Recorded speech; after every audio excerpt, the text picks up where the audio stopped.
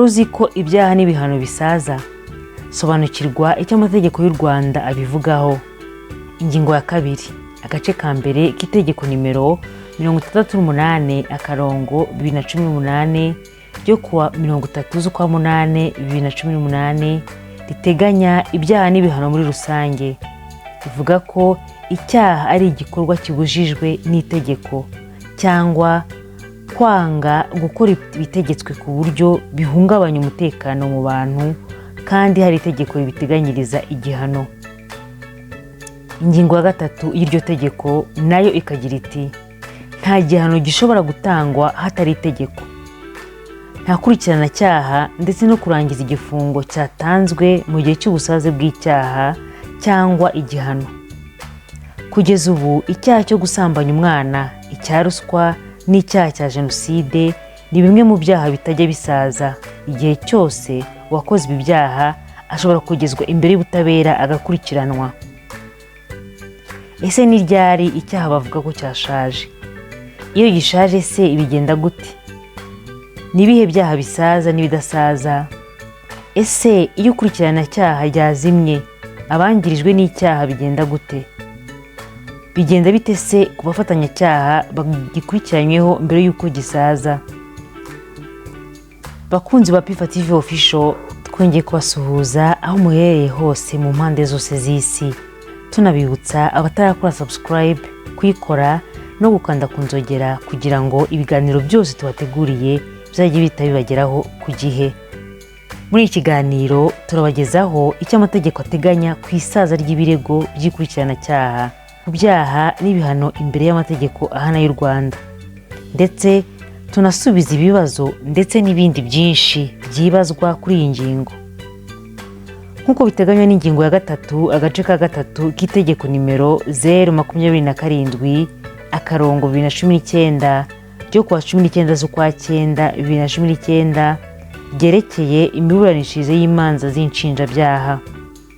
Ikurikirana-cyaha ni igikorwa cyose kigamije kuregera urukiko, guhamagaza ababuranyi no kwitaba urukiko, gutegura imiburanishirize y'urubanza, kuburana kimwe no kwiyambaza inzira z'ubujurire. Nk'uko ibinyabizima bivuka igihe cyagera bigasaza, ibyaha nabyo ni uko. Ariko si byose, kuko bimwe birasaza ababikoze amategeko akaba atagifite ububasha bwo kubakurikirana.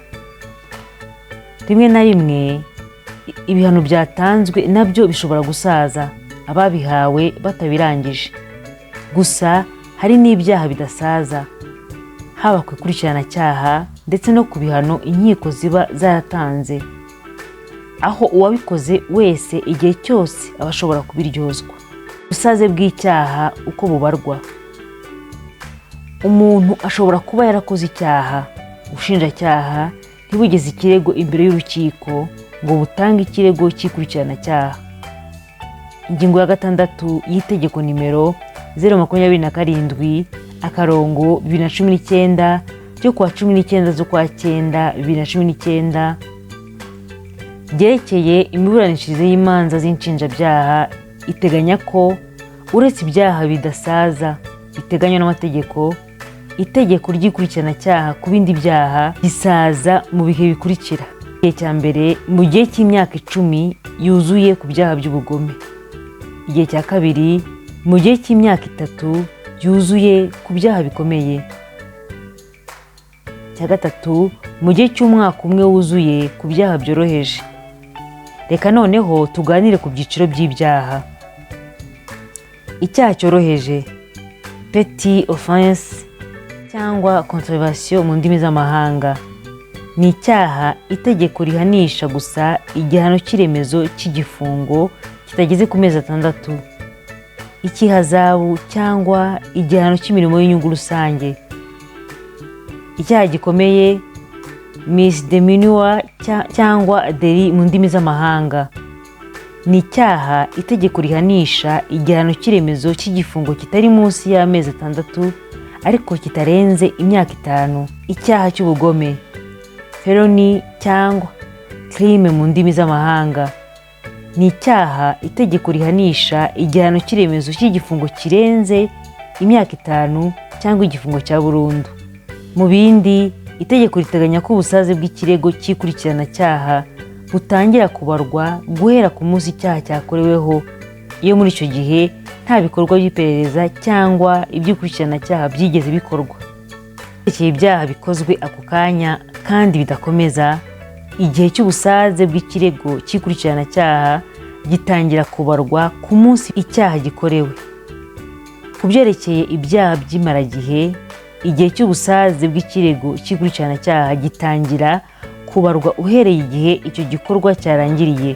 Ku byerekeye ibikorwa byinshi bigamije irangiza ry'umugambi wo gukora icyaha, igihe cy'ubusaze bw'ikirego cy'ikurikiranacyaha gitangira kubarwa ku munsi igikorwa cya nyuma kigize icyaha cyakoreweho. Aha nubwo ubusaze bw'icyaha buteganywa, hashobora no kuba irengayobora nk'uko biteganywa n'ingingo ya 9 y'itegeko nimero 027/2019 ryo kuwa 19 z'ukwa 9 2019 ryerekeye imiburanishirize y'imanza z'inshinjabyaha, aho rivuga ko ubusaze bw'ikirego cy'ikurikiranacyaha busubikwa igihe cyose iperereza cyangwa ikurikiranacyaha ribujijwe n'inkomyi ntarengwa iturutse ku itegeko cyangwa ku nzitizi itigobotorwa. Iyo inzitizi ivuyeho, ubusaze bwari bwarasubitswe bukomeza kubarwa guhera ku munsi iyo nzitizi yaviriyeho. Ikirego cy'indishyi zikomoka ku cyaha gisaza nyuma y'imyaka 5 uhereye igihe icyaha cyakorewe. Igihe cy'ubusaze bw'ikirego cy'indishyi kigeze mbere y'ubusaze bw'ikirego cy'ikurikiranacyaha, ikirego cy'indishyi gisazira hamwe n'ikirego cy'ikurikiranacyaha. Ese ubusaze bugenda gute ku gifungo? Ushobora kuba warakatiwe igihano kikaba cyasaza igihe utabashije kukirangiza bitewe n'impamvu zitandukanye.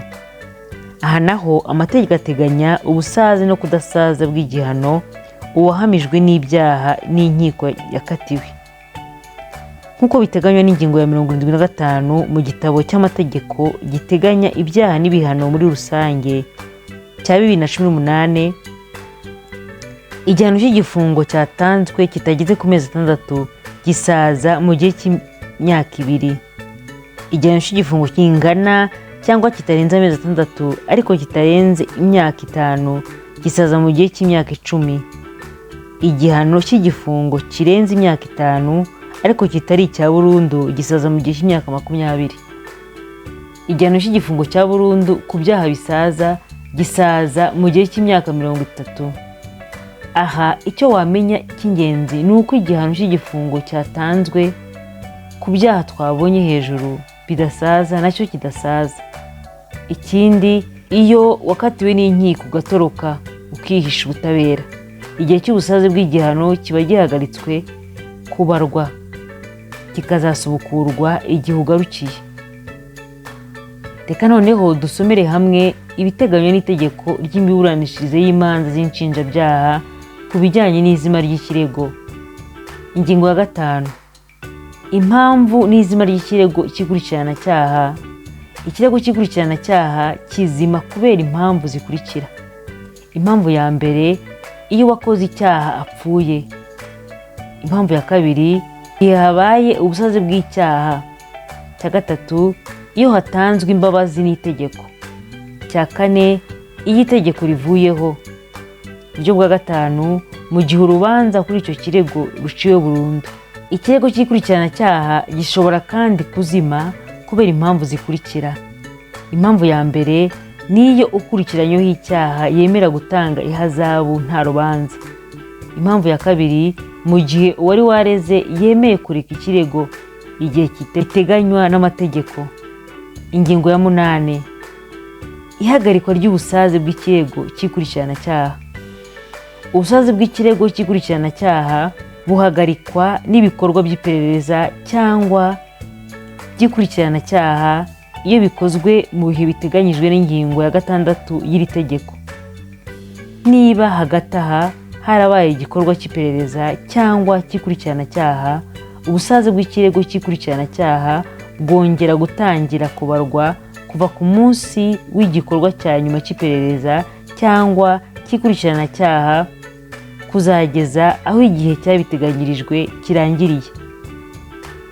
Ni nako bigenda no ku bantu baba bararezwe basigaye badakorewe iryo perereza cyangwa ubundi bukurikirane bw'urubanza. Ku ngingo ya 9, impamvu zituma habaho isubikwa ry'ubusaze bw'ikirego. Ubusaze bw'ikirego cy'ikurikiranacyaha busubikwa igihe cyose iperereza cyangwa ikurikiranacyaha ribujijwe n'inkomyi ntarengwa iturutse ku itegeko cyangwa ku nzitizi itigobotorwa. Iyo inzitizi ivuyeho, ubusaze bwawe bwarasubitswe bukomeza kubarwa guhera ku munsi iyo nzitizi yaviriyeho. Uwo ufite igitekerezo ushaka kutugezaho cyangwa indi ngingo mwifuza ko twabagezaho, mwaduhamagara kuri telefoni igendanwa 079 08 58 217.